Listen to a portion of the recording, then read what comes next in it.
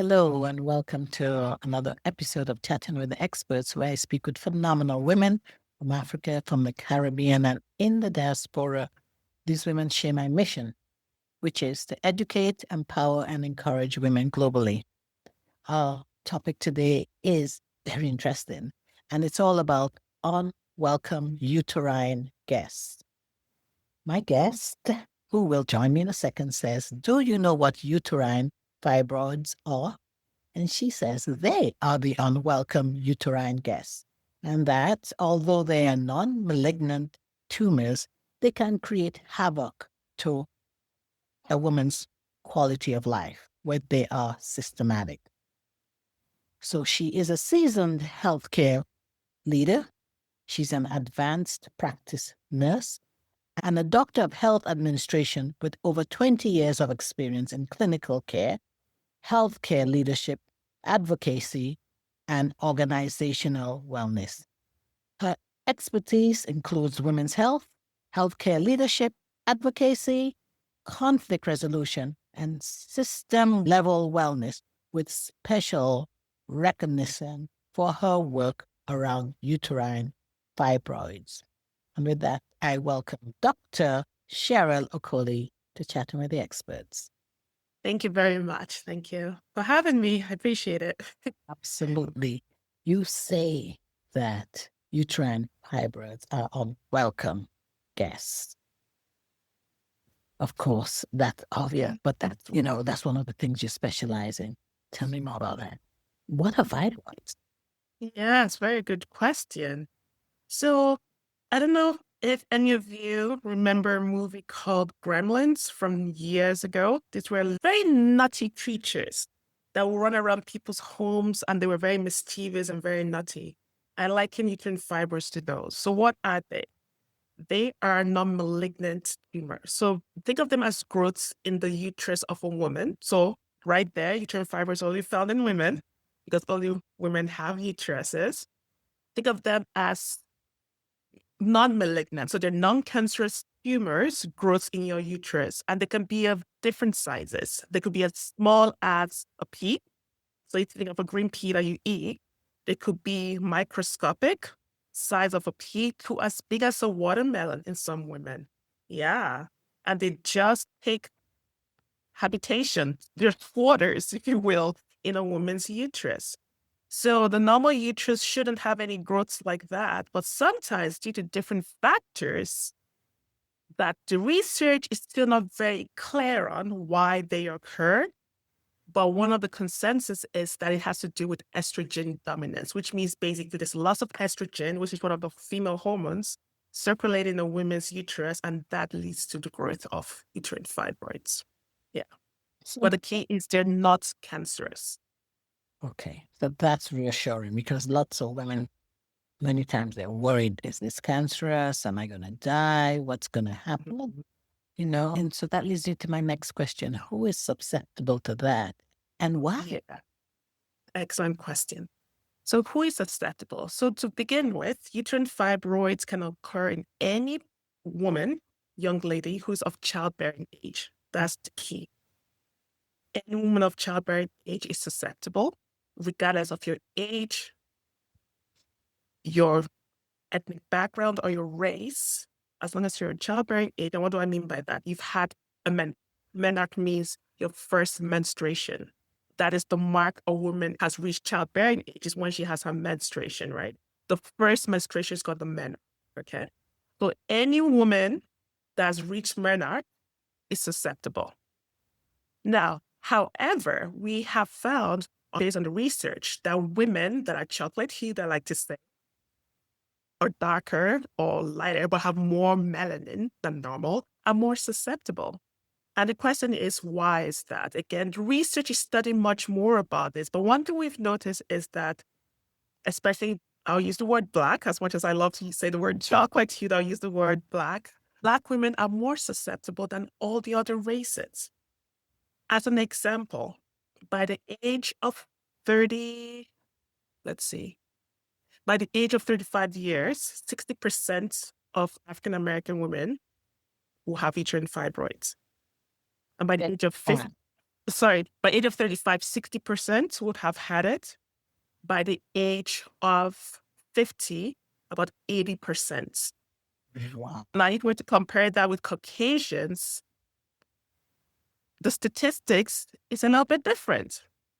So by age 35 for Caucasians, only 40% will have uterine fibroids. And for them, by age 50 years old, 70%. So compare that. Those of African descent, 60% by 35, 80% by 50%. And the other thing too is that it's more severe in terms of the symptoms are more severe in those of African origin when they do have symptomatic uterine fibroids. So let's backtrack a bit. I mentioned any woman of childbearing age is susceptible. You might have fibroids, but not be symptomatic. Okay. So sometimes people have what's called an incidental finding, which means, let's say perchance they had an ultrasound for, let's say, pelvic pain, or they're trying to get pregnant, and then they find the fibroids. So that's what an incidental finding, meaning they weren't experiencing any symptoms. They didn't have an issue. They just happened to be going for something else, and then they found the fibroids. That's called incidental finding, okay? So if it's an incidental finding, usually they may not be symptomatic. So what do I mean by symptomatic? Some people that have symptoms, usually the biggest sign, unbeknownst to them, is the heavy bleeding. So that's called menorrhagia. So they might think, I'm just a heavy bleeder. My mom has always been a heavy bleeder, hence I'm a heavy bleeder, not knowing that it could be fibroids causing that. Okay. And when I say heavy bleeder, so let's use tampons and sanitary pads, for instance, during your menstruation. For some, we know that the first few days, or at least the first day, is usually light. The second and third day are usually heavy. But if you're using up to like 6 overnight pads per day, that's a heavy bleeding. That's not normal. As an example, if you notice that you're beginning to plan your life around your periods, you're always worried, am I going to stain my clothes? Am I going to soil my clothes? That's a big sign that, okay, you're bleeding so much that you're worried you're going to stain your clothes. Now, I mentioned one of the biggest symptoms are the heavy bleeding. There could be the excessive pelvic pain. Now, don't get me wrong. Most women during their menstrual periods have cramps, but there's some that have debilitating pain to the point that you're in fetal position. They can't function. Now, when you're in that position, that you're in such pain, that you're in fetal position, you have to miss work, you really do need to start investigating to find out what the cause is.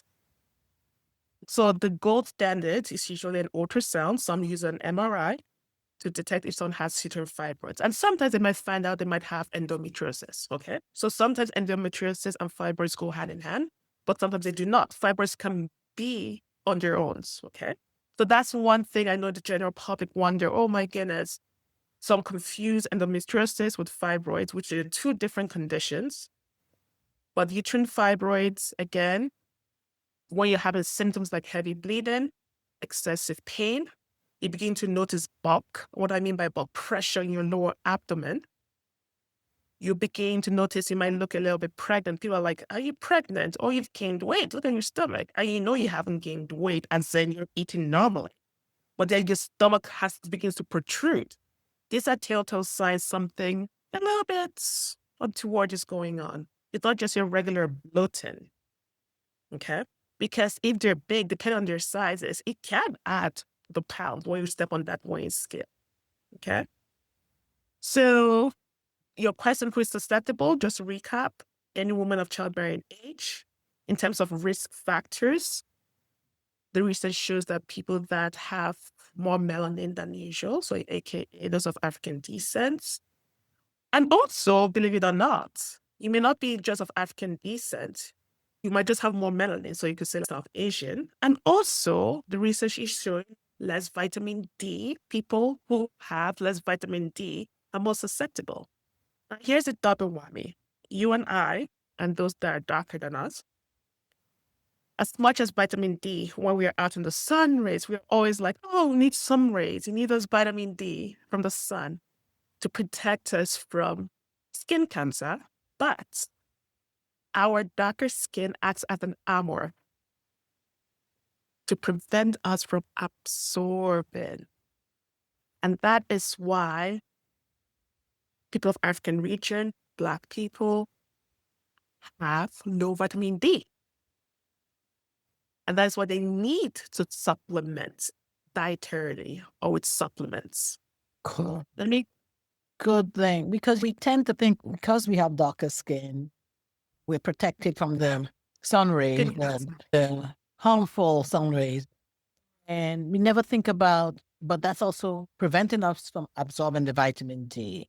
Yes. Good point. Okay. Yes. Sorry, I interrupted you there. No, that's okay. No, absolutely. You're right. So I want to put this in perspective too. So in South Asia, the Middle East, for instance, the Muslim world, where they wear abayas, what's that effect? They're not absorbing any vitamin D. It's not because of their skin, but because they're having this clothing Covered. that protects them. So they're depleted in vitamin D too. They have to supplement. Okay. Yeah, the study was done. They're like, why are these people so low in vitamin D? And it was because of this protective clothing they're wearing. Okay. So, yeah, I'll pause there for now. Okay. Women with more melanin are more susceptible to the fibroids. I'm looking at my notes. That's why I'm looking to the side. Yes, that's okay. Okay. And also because it's been noticed that they also are deficient in vitamin D. So quick question. So would women like in the Middle East also, has studies shown that they also are more susceptible to fibroids or not necessarily? Or is it just their Low vitamin correlation with it, vitamin D? That's it. Good question. I have not seen any research about that correlation, but definitely the low vitamin D part because of the protective clothing that's preventing them from. Yeah, but that's a very good question. I have not looked into that yet. But good question. Good question. And another thing, though, on that note, piece of research is there's a gene called the fumarate hydratase. It's an enzyme that helps with uptake of oxygen and all of that. They find that women who have a mutation in this gene are also susceptible to uterine fibroids as well. One study showed that as well. And you spell this gene. Fumarate, sure. Fumarate. Fumarate.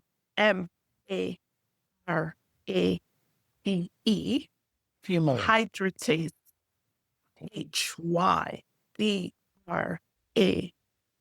HYBRATASE gene. So fumarate hydratase gene. It's an enzyme. Yeah. So mutation in this gene. Yes.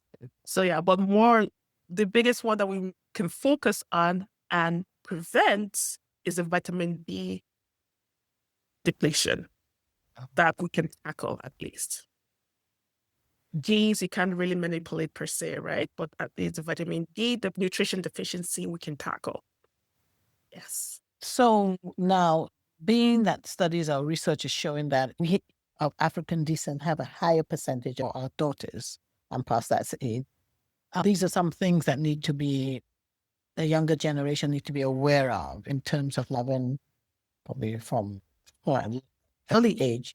Daughters or young girls need to be start taking vitamin D very early, and I guess probably screening for this gene mutation so that they'll be aware that this is a possibility. Absolutely. Now let's take that back. I like your way of thinking, and I agree 100%. I actually came up with a proposal for early screening, not so much for the gene, but to screen for uterine fibroid earlier. Because if it's something of childbearing age, so we're talking about young ones as little as 12, 13, 14, right? Because again, like I said, they might be experiencing heavy bleeding, and heavy bleeding leads to anemia, iron deficiency, which would affect their energy levels, fatigue, and untreated anemia can lead to heart issues. So that So one of the signs of heart issues would be tachycardia. So your heart is racing. They might be like, oh, mom, I don't know what's going on, but my heart is beating so fast. If it's cut to, that shows how anemic they are. Okay. Because iron, hemoglobin helps carry oxygen circulated to all of our tissues and cells of the body. Okay. So some of the symptoms, I actually have an acronym to help people remember the symptoms of uterine fibroids. So let's talk about just fibroids and the acronym. It's fatigue. I, iron deficiency. B, bleeding excessively. R, I have that for restrooms visits, because that's not the case for everyone, but depending on the size of the fibroids and where they're located, if it's bigger, it can press on your bladder. And what would that do? Make you go to the restrooms more often, right? And then O, now I have overweight, but it doesn't necessarily mean if you have fibroids you're overweight, but that's just a clue to remember. It's, like I mentioned earlier, it might be increasing in weight. And that research does show that women with higher BMI tend to have uterine fibroids. There's a correlation there as well. So that's why one of the interventions is trying to lose some weight, and of course with other dietary control as well. And then infertility issues. So going back to what I said, sometimes it could be an incidental finding, and that's how they're diagnosed with fibroids. So some women might be let's say they might be trying to be pregnant, and they're like, can't get pregnant, I'm not fertile.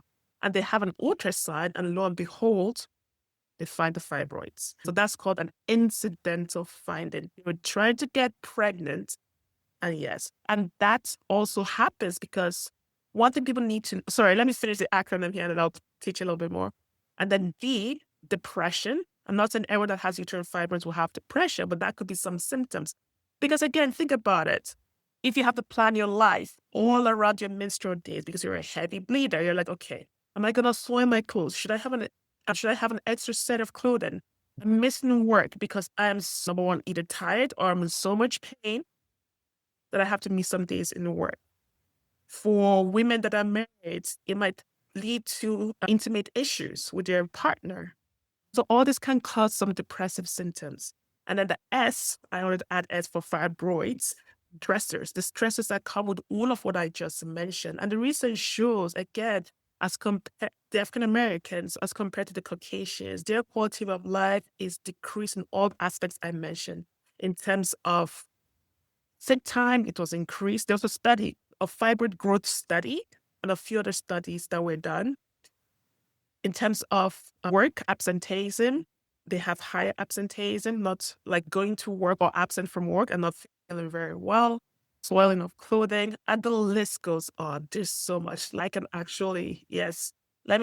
So there's a study by Fortin et al. Fortin, it's the group of one of the researchers. They showed missed work was increased in African Americans, decreased quality of life with family and friends, with their significant other. They were self-conscious about their weight. There was a physical impact on their life. They were tired, depression, and the soiling part I mentioned about their clothing. Yeah.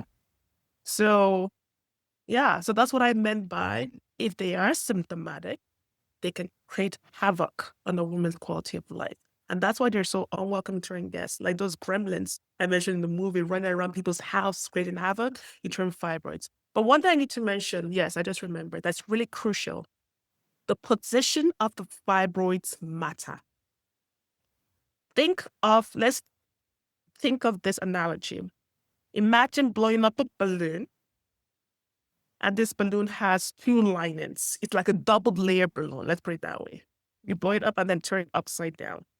So the part you'll be blowing, think of that as a vagina, and the top portion represents the uterus. Okay. Now, fibroids can grow on top of the uterus, so on top of that balloon.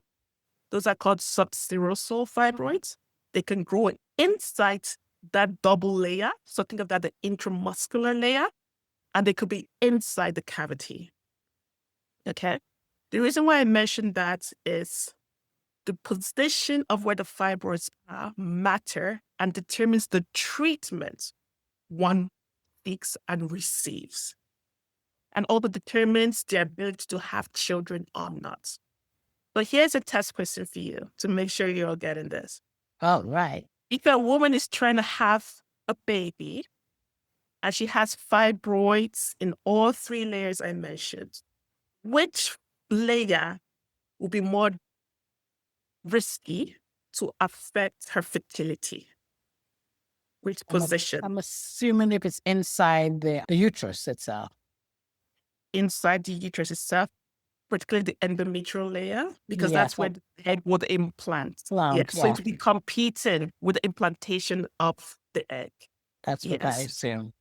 exactly. But nevertheless, even if it's inside the layer, the multiple layers, that could grow bigger and still shift.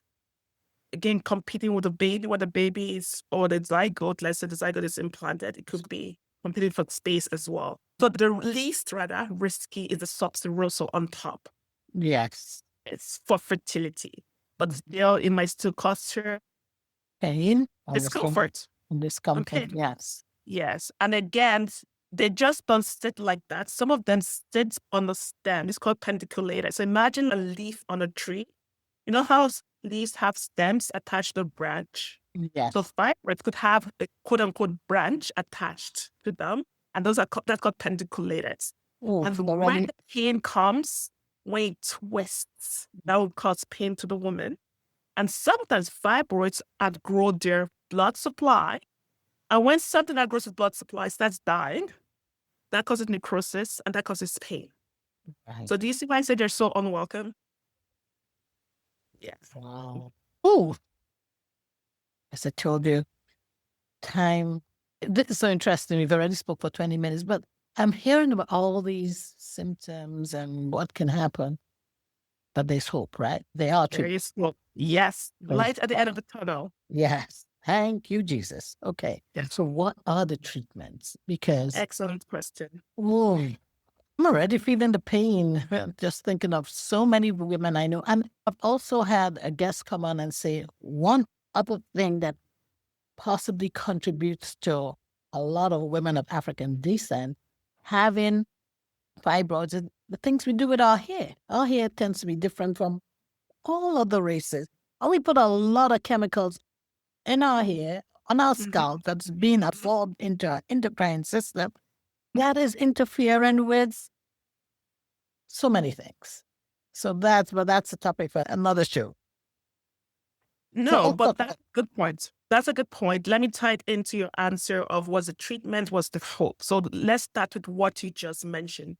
So I mentioned earlier what the consensus as to the etiology, as to what causes fibroids is the estrogen dominance. Okay. So you could have estrogen from the external environment coming to your body.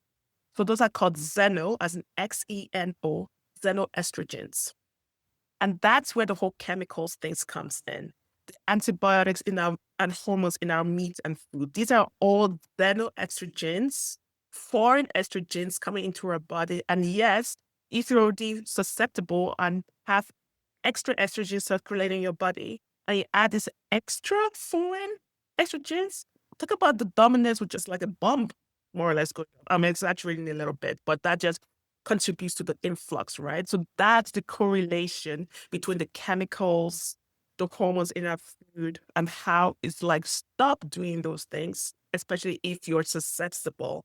When I say susceptible, family history, that's what I mean by susceptible, African descent, because not all people of African descent have fibroids, but they usually is a family history, right? And again, right? So now treatments, let's start with medical now. So with medical treatment, believe it or not, there's a technique, or rather an intervention called watch and wait, which literally means watch the fibroids. Are they growing bigger? Are they interfering with your quality of life? So remember how I said some people might have fibroids and may not know. They're not symptomatic. It's not affecting their quality of life. So that's the watch and wait. And watch and wait has to do with the increasing in size, how much pain, how is it affecting the quality of life of the woman. So that means you can just let them be and watch and wait. There's also medications that, like for example, Lupron. So what that would do, they would shrink the fibroids, but the side effects is it propels the woman into early menopause because it decreases the estrogen. Lupron. Lupron, Lupron, Okay. gonadotropic antagonist, kind of drug family. Yes. So, and the medical treatments, medications again, pain control, right? Medications to treat the pain, iron supplements to treat anemia. That's kind of like the medical approach. And then you have a surgical approach. So surgery, for me, when I'm educating and consulting with women, my first question to them, if they're of childbearing age, do you want to have children? Because their answer determines, think of an algorithm. If you want to have kids, it determines the surgical approach you might want to take. Some surgical approaches are more invasive than others. The least invasive is one of the least invasive procedures is called a UAE, not United Arab Emirates, no.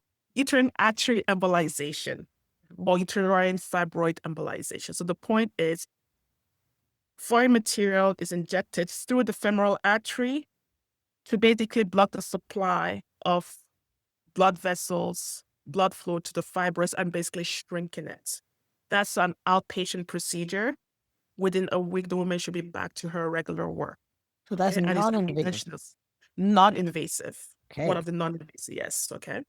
And then there's also something called magnetic resonance functional ultrasound. So think of it as in you're in a machine like an MRI, and a map of the uterus is done to target the fibroids, and that ultrasound beams, like laser beams, quote unquote, to zap the fibroids. Again, that's non-invasive because they're not cutting into you and all of that.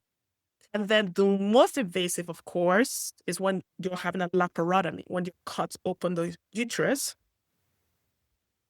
to have what's called a myomectomy. Myo means removal of the fibroids surgically. So you have cut the woman, midline incision usually. But you also have the laparoscopic technique, which is like 3 holes. Yes. Yeah, I like to say like video game, not as invasive as laparotomy. Laparotomy means cut open the abdomen, not as invasive as that. And sometimes there's a laparoscopic and vaginal assisted. So they start at the top with the laparoscopic, so 3 incisions, and then go from the uterus, the vagina, to remove whatever they need to remove. And there's the hysterectomy, which is the most invasive. Once you remove a woman's uterus, that means she can have kids, no children, right? So I always like to ask women, what are your fertility goals? Now, with the UAE, not much research has been done to show how it will affect a woman's fertility moving forward. But the myomectomy, just removal of the fibroids surgically, has a good rate for a woman to get pregnant. But the drawback is, number one, is a few things. The recovery time is longer, weeks, we're talking about weeks, maybe up to 6 weeks minimum. It's more expensive. And sadly, the fibroids can grow back with a myomectomy.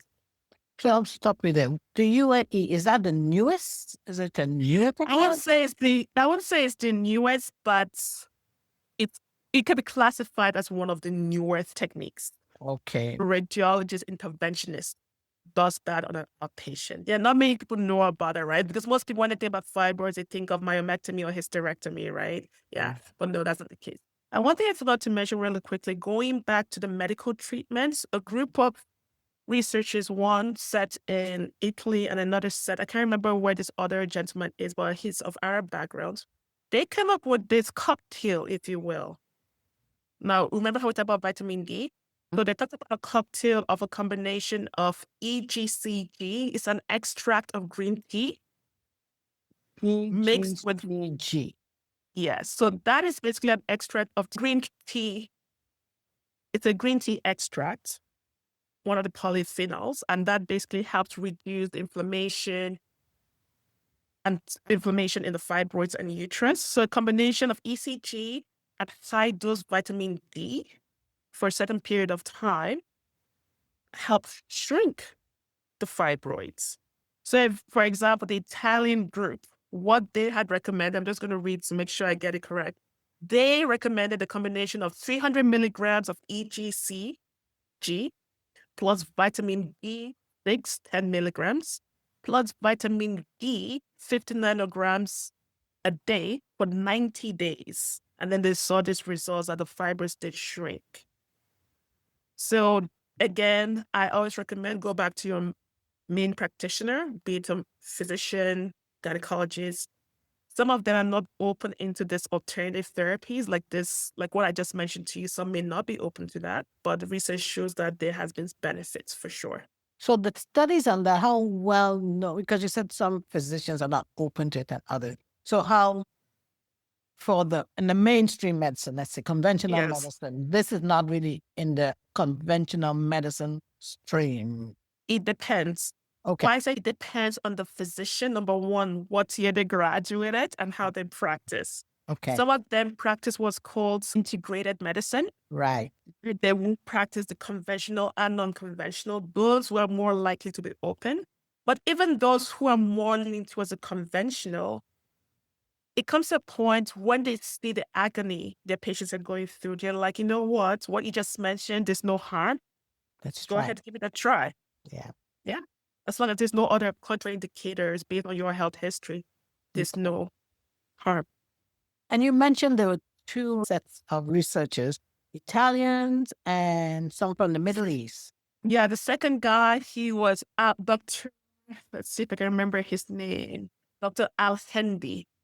Al-Hendi. Yes. Just his name sounds Middle Eastern. I can't remember if he was actually based in the Middle East or he might be abroad, but just happened to be part of this research group. But they're just two separate studies. The Dr. Al-Hendi, yeah, I believe I actually met him on a talk once, actually. Yes. Yes. It's so interesting. Yeah. So with Dr. Al-Hendi's, his concoction was 5,000 international units of vitamin D plus EGCG 800 milligrams per day. Yes, And that was I'm so excited because this is so interesting. I love things like that. Those who have actually been tested, who have used it, the women who have been on these studies, their feedback, their results have been positive. So improve quality of life. Yes. okay. And again, the Italian study, I read the report and the conclusion. Yes, they definitely reported better quality of life and decrease in their symptoms. Things like bleeding was one of them, if my memory serves me correctly. But I can share the article with you if you want later. Yes, we can share to those who have attended. And we can also, when we publish it on my website, we can put it on the website. Oh my gosh, this has been so good. But we've been talking for over 30 minutes. And so I want to give those who have joined us an opportunity to ask you more questions on this. Amazing. All these, I've taken so much notes. Dr. Cheryl Okoli. But let's stop for now because if not, we could talk for another hour. And we want to give people a chance to ask you questions. But for those who are listening online, who haven't had a chance to join us and for the interactive Q&A, if they want to get in touch with you, how can they find you? Yeah, you can find me on LinkedIn, just with my name. Miss Paula, I'm sure we'll share the link with you. I said, So just my name, but my middle name. So Dr. Cheryl Stella C. Okoli. That's how I am on LinkedIn. okay. And feel free to visit my website, www.shalomeagleswings.care. Why? Because I do care for you. And yeah, I'm happy to help out in terms of private consultations if you need. I'm an educational component. I provide workshops as well to a group of women because 30 minutes is not enough. So yeah. It's been so good. I have taken notes upon notes. And for those of you who just listened to all the information that Dr. Cheryl Okoli has shared, if you'd like to be a guest, she has been, please reach out to me on my website, which is chattingwiththeexperts.com. I'm also on LinkedIn as Paula Okoni, that's my profile, or my business page, which is Chatting with the Experts. I have an Instagram page. My handle there is @chat_experts_podcast. I'm also on Facebook. My business page there is Chatting with the Experts. I'd love for you to follow me there. And please subscribe to my YouTube channel where you will find this particular episode there, as well as all the other fantastic, and I don't want to use the word amazing because I use that all the time, but indeed these women are amazing. Women, experts who have been sharing with all of you the outstanding information that they are the experts on. So thank you, Dr. Cheryl Okoli, for this such interesting and such wonderful information on these unwelcome guests. And now let's open up the floor to those who have joined us so they can ask you even more questions than I have. And of course, you have to come back on because, as you said, 30 minutes is not enough to share all what you know. You've been hiding this from me. Thank you. You're welcome. Because we didn't even talk about lifestyle and dietary practices. So yeah, Yes. this will be taught in the future if Yeah. need be. You have to come back. Now, this is public knowledge. You've got to come. We have to do a part 2. Thank you. Thank you.